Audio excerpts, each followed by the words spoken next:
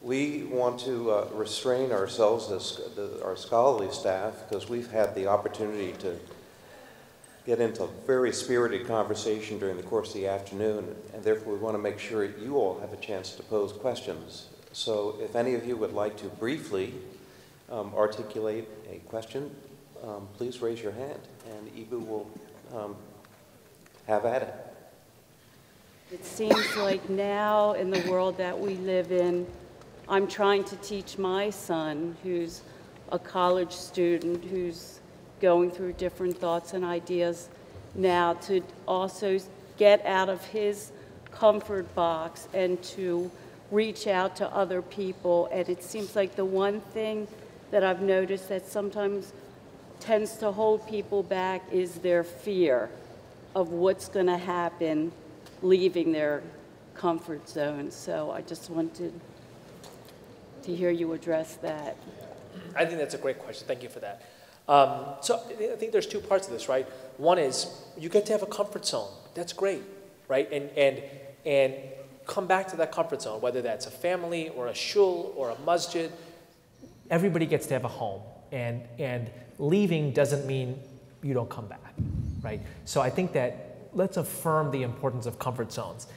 And, you know, about fear, I said this, I had a chance to spend some time with the ICJS board a little before this talk, and I quoted this line by Susan Sontag, whatever is happening, there's always something else going on. And what I mean by that is, if whatever you are afraid of, it's because you only have that piece of knowledge. And there's all this other stuff going on about particular neighborhoods, about particular people, about particular religious groups. There's all this other stuff going on. If the only thing you know about a set of other people is the bad stuff, well, your knowledge is partial. And it's a toxic partial, right? So it's great to have comfort zones. And I think it's useful to recognize that fear is almost always, what I mean by fear is totalizing fear, right? Is almost always based on partial knowledge that has a chance to be toxic, not just to you, but to other people as well. The young people are not participating anymore. We have seen a tremendous drop in the participation of our youth. If you may, as you look around here, most of the folks in here are 40 and over. And that's... I'm about to be 40 and over, by the way.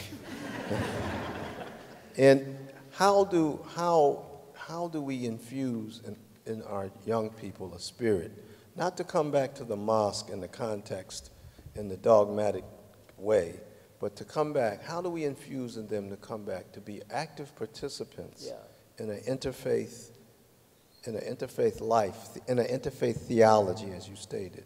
How do we do that? But I think that's a great question. And I certainly don't have a full answer to this, right? I have a partial answer, and it's in no small part based, I guess, on my own life.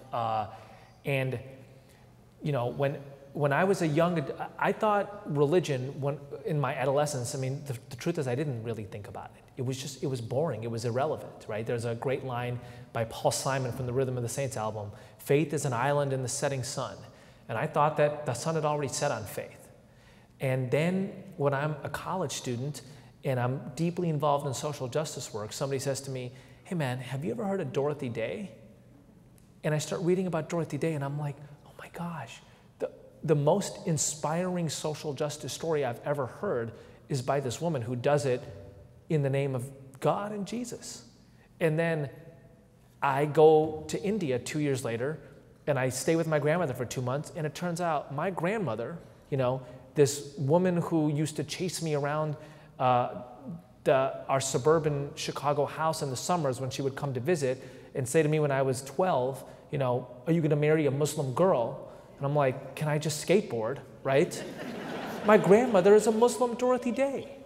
And so I think what happens to me is that it's an intersection of when I happen to be thinking about a set of things in my life and the right set of inputs kind of intersect, right? And I meet this, crazy Catholic monk named Brother Wayne Teasdale, who I write about in my first book, Acts of Faith, who's like a cross between Zorba the Greek and St. Francis of Assisi and the mad scientist from the Back to the Future movies, And all of these influences in my life right when I'm asking those questions. And I think to myself, somebody was asking me this earlier, I think to myself, hey, those influences coalesced when I was 12, I'd have just skated right by.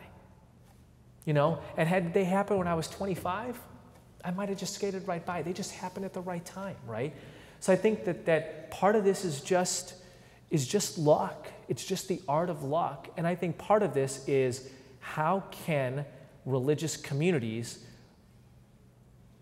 articulate faith in a manner that is relevant to the lives of young people. And I think a lot of it has to do with young people are diversity natives. They didn't meet their first Muslim when they were 21. They met their first Muslim when they were 4, right? And that's a part of their lives. And if you're unable to articulate an understanding of a religious tradition such that it flows and enriches that world, I just don't think it has a shot. I think the second thing is, I realized pretty quickly that my Marxist sociology professors would walk by homeless people on the street after they gave their lectures.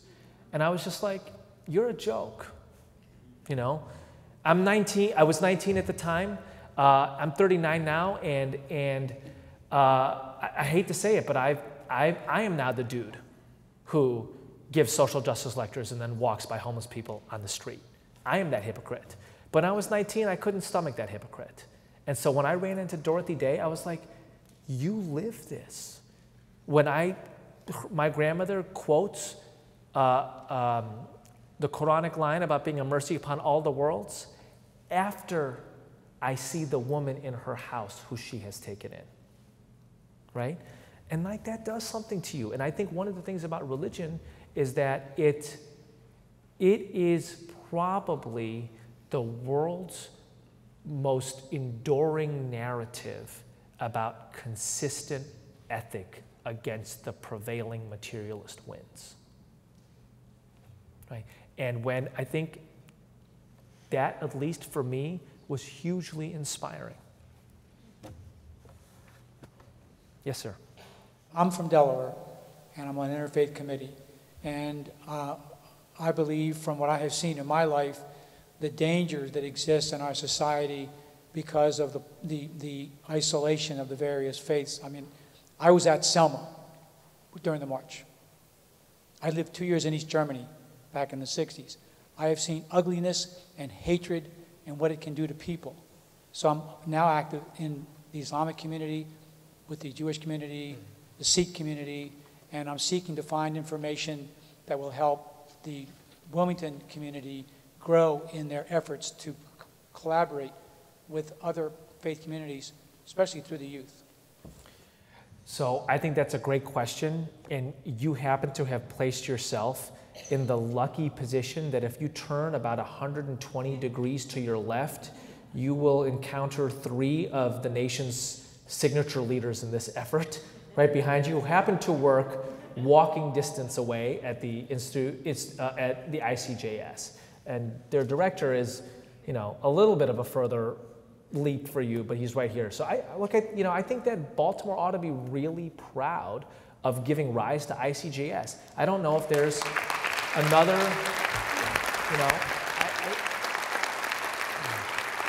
I've been doing this professionally for 13 years. I've probably been in dozens and dozens of cities. I've never been in one that has a 27-year-old ongoing, exceptional, sophisticated, theologically attuned interfaith organization that the community at large supports. In other words, it's not a niche activity.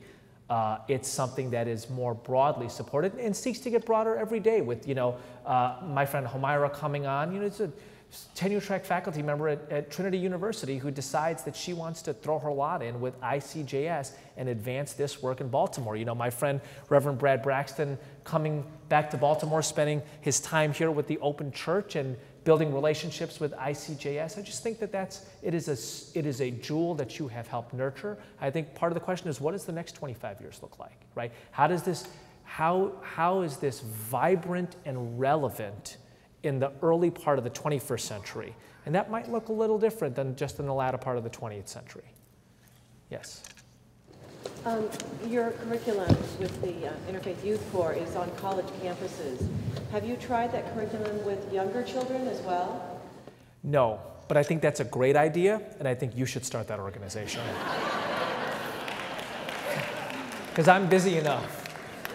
I'm serious, right? I was joking earlier. If I was in the private sector, I would say buy Interfaith, right? The social sector version of that is there are a million things to be done in this dramatically expanding space, and it's going to require an awful lot of entrepreneurial energy. It's going to require resources. It's going to require friendships to say, hey, we ought to be doing this with preschoolers. Hey, we ought to be doing this with high schoolers. Hey, we ought to be doing this, in park districts, right? And a large part of why we work on college campuses, and a lot of our friends who are in this audience, who I'm very, very grateful for, know this, is because college campuses graduate really smart, talented, energetic young people who we think will start a lot of these organizations. And in our experience in the last 13 years at IFYC have done that. So, if you don't start the preschool interfaith organization, maybe an IFYC alumni will. Yes? What would you recommend to youth interfaith leaders? I would recommend learning some things about your own religion that talk directly about how important and sacred it is to be friends with people from other religions, and I would learn things about other religions that you admire. Right? So my sons, for example, are big sports fans. We're a Muslim family, and so we talk a lot about Muhammad Ali, but we don't just talk about Muhammad Ali. We talk about Sandy Koufax, the great Jewish baseball player. We talk about Tim Tebow, who prays openly as a Christian on the football field. So we are introducing our kids to things about other religions they admire for the age that they are at, 8 and 5. And so I would say those two things to you. Learn things about your own religion, about how important it is to be friends with people from other religions, and learn things about other religions that you admire and inspire you. What do you think about the possibility of making interfaith a religion? In other words, when the interfaith group meets, they might join hands in some way, they might express a common prayer in some way. This would mean that a person would be Jewish, would be Muslim, would be Christian, would be Hindu, would be Buddhist, and also would be interfaith. And that word would actually come to mean another form of religion.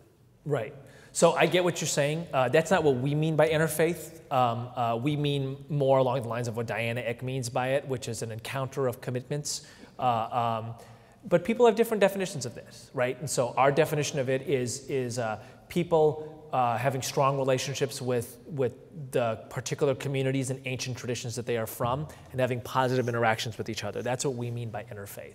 So it's not really that, but the beautiful thing about American democracy is you get to have your idea and advance it in the public square, which you just did. So thank you for that. Yes, here, and then I'll come back to you. I'd like to especially appreciate your references to humanism. And you also wrote the foreword to Faithiest by Chris Stedman, and I was wondering if you could just share some stories or experiences in working with humanist groups as part of your interfaith work. So, we work largely with 18 to 22-year-olds, of which a third at least say they are not part of a religious tradition. So if we at IFYC didn't actively and equally engage people who are spiritual, secular, atheist, agnostic, humanist, we would be lying to our mission, so to speak. So those groups are just as much a part of our work as anybody else's. And a lot of what we do in our work is, one of our methodologies is lifting up kind of archetypal figures across different religious traditions. So in Islam, it would be Badsha Khan, for example, or Malala Yousafzai. In Catholicism, it would be Dorothy Day or Cardinal Bernardin. In humanism, we talk about folks like Walt Whitman and A. Philip Randolph, right? People who kind of exemplify a tradition.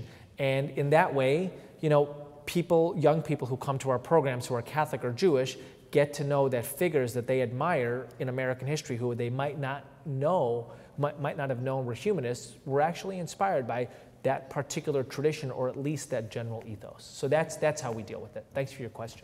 I'm going to come right back here. My share that I want to do with you is I have recently found out that I've just moved from Boston not too long ago, and I've joined DC, I live in DC, and I found out that at this century, right now we live in, there are people who don't know Islam and Muslim at all in the DC community. If you just found that out, you have lived a very good life. My kids are like 8 and 5, and unfortunately, that's been their whole lives to know that. And I have joined the NFB, the National Foundation for Blinds, because something has happened to me. And I absolutely rejoice in enjoying the Baptist, the Catholics, the Christians, and there's not a single Muslim in it other than me who has just recently joined them. And I have to tell you how welcome I am and how wonderfully they embrace me, that they even want to know at this day and age what's happening in Islam. They want to know that they have questions, they have fears, that they want to know what a Muslim is about. And I have to tell you, I am rejoiced that I can share positive stories of Islam, even though I grew up here. Positive and wonderful that I can relate, because my brother is a comparative religion, so I better not say anything that I might get hit on at home. But I love the way you're headed. Alhamdulillah, thank you for that. And look, what you just said is a deeply American story, right? Which is to say that a minority religious community gets to critical mass in this country, right? And by the way, there have been Muslims here from the beginning. You know, estimates say that between 10 and 25% of the folks ripped off the western coast of Africa and starting in 1619 and brought to this country, 10 to 25% were Muslim, right? African-American Islam has been a rich and long and contributing tradition in the United States, way before people of our ethnicity arrived.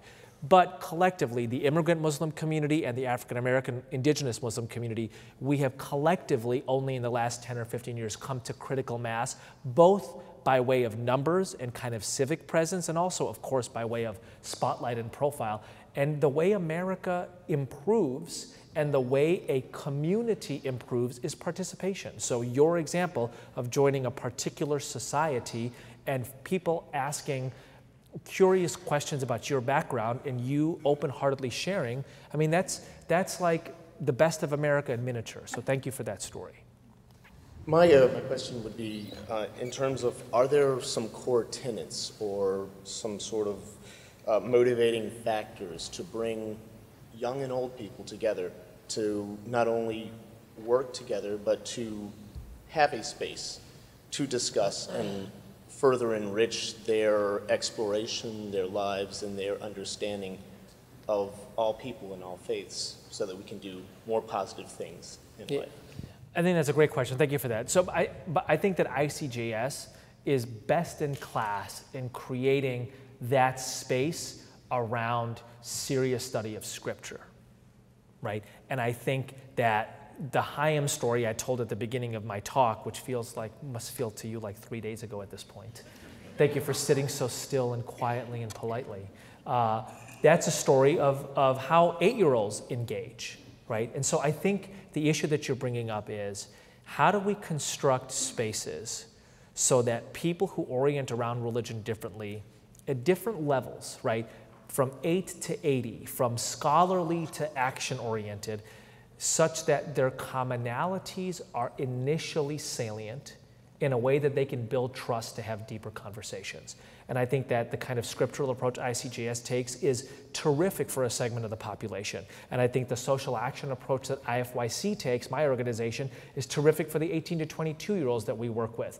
And there are organizations I know that bring folks together around the arts, and there are organizations that I know that bring folks together around other kinds of civic activities. And so I think the principle is, how do you create a space where people who orient around religion differently are likely to have their commonalities made salient initially, such that they build trust and positive relationships, and they can do things together in a manner that can withstand the deep disagreements that are inevitable.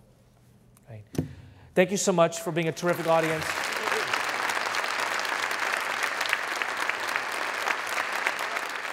Eboo, one of my favorite writers is E.B. White, and he once said that every morning he wakes up torn between the desire to enjoy the world and the imperative to improve it. This makes it difficult to plan the day. Well, you have both edified and improved and enabled us to enjoy one another and the world in very special ways, and may your work continue to flourish. You are a blessing to all of us. God bless. And to all of you, please stay tuned. There are so many questions to explore, so much to learn, and we want to do that with you.